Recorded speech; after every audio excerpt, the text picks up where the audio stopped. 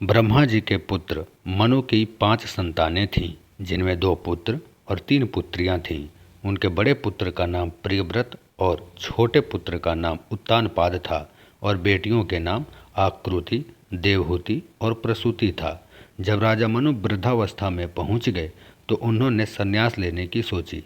इसलिए उन्होंने अपने बड़े पुत्र प्रियव्रत को राजकाज संभालने की सौंपी, पर प्रियव्रत गृहस्थ से दूर रहकर प्रभु की भक्ति में जीवन बिताना चाहते थे। वे बचपन से ही प्रभु भक्ति में रमे रहते थे।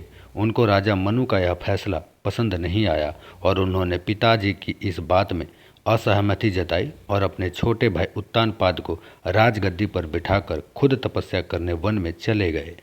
राजा मनु संन्यास को चले गए और प्रियव्रत तपस्या के लिए चले गए। अब राजा मनु के छोटे पुत्र उत्तानपाद सारे राज्य की बागडोर संभालकर राज्य करने लगे। राजा उत्तानपाद की एक पत्नी थी, सुनीति। सुनीति एकदम नाम के अनुसार थी, यानी नीति निपुण। पर राजा उत्तानपाद को सुनीति से कोई संतान नहीं हुई। बहुत साल तक वे संतानहीन रहे। जब बहुत साल बीत गए तो उनके राज्य की जनता को बहुत चिंता हुई कि जब राजा की संतान नहीं होगी तो राजा के बाद राज्य की देखभाल कौन करेगा। इसलिए एक राजकुमार का होना बहुत जरूरी है। और बहुत सोच विचार के बाद राज्य की जनता और मंत्रिमंडल इस निष्कर्ष पर पहुंची कि राजा को दूसरा विवाह कर लेना चाहिए। पर राजा उत्तानपाद इस बात से सहमत नहीं हुए, तो वे सभी रानी सुनीति को समझाने लगे कि राज्य के लिए राजा के पुत्र की जरूरत होती है। रानी उनकी बात से सहमत हो गई कि राजा को संतान प्राप्त करने के लिए दूसरी शादी कर लेनी चाहिए। रानी सुनीति का राजा उत्तानपाद को दूसरी शादी के लिए रजामंद करने का प्रयास शुरू हुआ। रानी सुनीति राजा को समझाती कि राजा का सच्चा धर्म अपनी प्रजा के हित के बारे में सोचना और राज्य की भलाई के लिए कार्य करना। इस समय हमारी कोई संतान नहीं है, हमारे बाद कौन प्रजा की देखभाल करेगा। राज्य राजा के बिना सूना हो जाएगा। ऐसे में कोई दूसरा राजा अपने राज्य पर आक्रमण कर देगा तो हमारी प्रजा उनकी गुलाम हो जाएगी।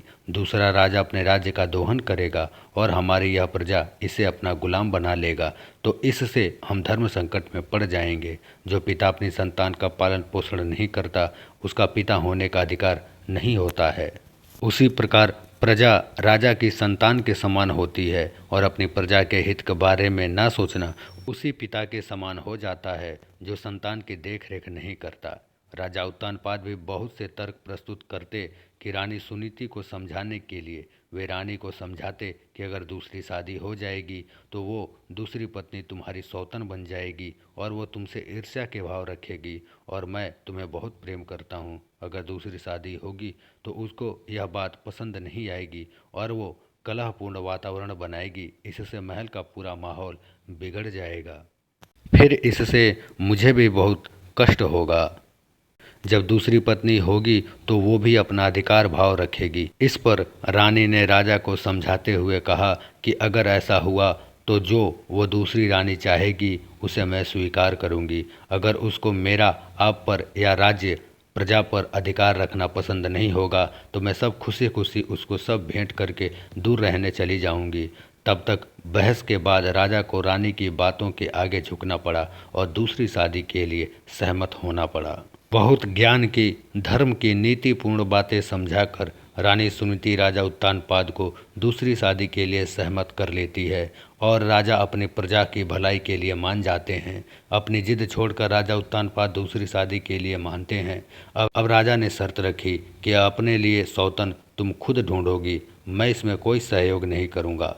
जब राजा मान गए तो रानी ने अपनी प्रजा और मंत्रिमंडल को सभागार में बुलाया और सबसे कहा कि राजा को दूसरी शादी के लिए मना लिया है और उसके लिए नई रानी की खोज करना शुरू कर दो। अब सभी राज्यों की राजकुमारियों ने दूसरी रानी बनना पसंद नहीं किया। सभी जगह से निराशा ही हाथ लग रही थी। बहुत खोज खबर के बाद एक छोटा सा राज्य था। उसकी राजकुमारी जिसका नाम सुरुचि था। सुरुचि नाम के अनुरूप उतनी ही सुंदर थी। सुरुचि यानी सुंदरता से भरा यौवन जो दूसरों को अपनी तरफ खींच लेता है। सुंदरता से मुग्ध हो कोई भी उसकी ओर आकर्षित हो जाए। सुरुचि मान गई, पर उसने शर्त रखी कि मैं शादी के लिए तैयार तब होंगी जब राजा की पहली पत्नी राजा का त्याग कर दे, नहीं तो सौतन का सामना करना मुझे मंजूर नहीं। रानी उसकी इस बात से भी सहमत हो गई। रानी सुनीति अपने राज्य और प्रजा की भलाई के लिए राजा से दूर होने के लिए सहमत हो गई। अब राजा उत्तानपाद की शादी सुरुचि से हो गई। राजा उसकी सुंदरता पर मुग्ध हो गए। अब तो जो वो सुरुचि चाहती राजा वही करते। हमेशा राजा सुरुचि को प्रसन्न रखने के लिए यत्न करते। रानी सुनीति राजा से दूर अपने रंग महल में ही रहती, कभी भी राजा के सामने नहीं जाती थी। रानी सुनीति खुद प्रभु भक्ति में लग गई, अपने महल में भी रहकर भक्ति करती रहती थी। इस पर भी रानी सुरुचि को रानी सुनीति से जलन होती। उसको लगता कहीं रानी सुनीति से मिलने राजा उसके पास न चले जाएं। वो राजा को इस बात की चेतावनी सदैव देती रहती कि वो सुनीति से मिलने न जाएं। धीरे धीरे सुरुचि को शक इतना बढ़ गया कि एक पल के लिए भी राजा को अपने से दूर नहीं जाने देती। हर पल वो राजा के साथ रहती। सभा भवन में भी वो राजा के साथ जाती थी। इस पर भी उसके मन को संतोष नहीं मिला। उसने हार कर एक दिन राजा से कह दिया कि सुनीति को महल और राज्य सबको छोड़कर दूर चले जाने का प्रबंध करो। राजा उत्तानपाद सुरुचि का दीवाना बन गया था, जैसे वो कहती करता।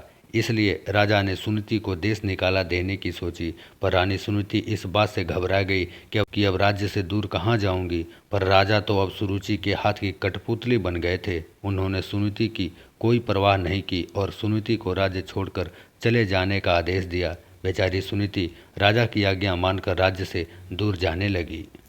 रानी सुनीति राज्य से कुछ दूरी पर एक कुटिया बनाकर रहने लगी। उसके साथ उसकी प्रिय दासी, जो उसके पिता ने उसको शादी के वक्त भेंट की थी, वो साथ रहती थी। इससे रानी सुनीति को बड़ा सहारा था। वो दासी राज्य में जाकर सामान ले आती थी। जंगल से फल फूल आदि भी रानी के लिए ले आती थी। राज्य का सारा हाल वो दासी देख सुनकर उसका वर्णन रानी सुनीति को कर देती थी और रानी सुनीति अपने प्रजा की खुशहाली की जानकारी पाकर खुश होती थी।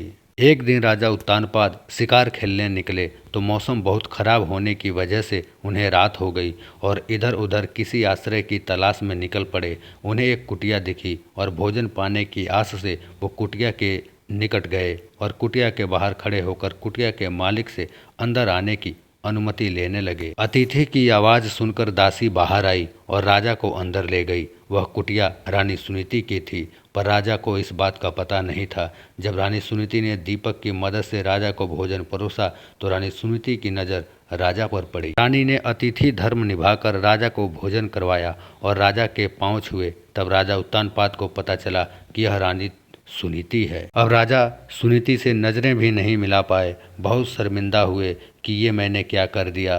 त्रिया चरित्र के वश होकर मैंने इतना बड़ा पाप कर दिया। अपनी ही रानी को जंगल में कुटिया में रहने के लिए मजबूर कर दिया। महलों की रानी अब जंगल में रहती है। राजा का पछतावा हुआ। बेचारी जंगली जानवरों से कैसे खुद की रक्षा करती होगी। जंगली भोजन खाकर रहती है।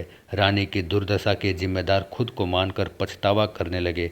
इसलिए उस रात को वह रानी के संग बिताकर अगले दिन राज्य चले गए।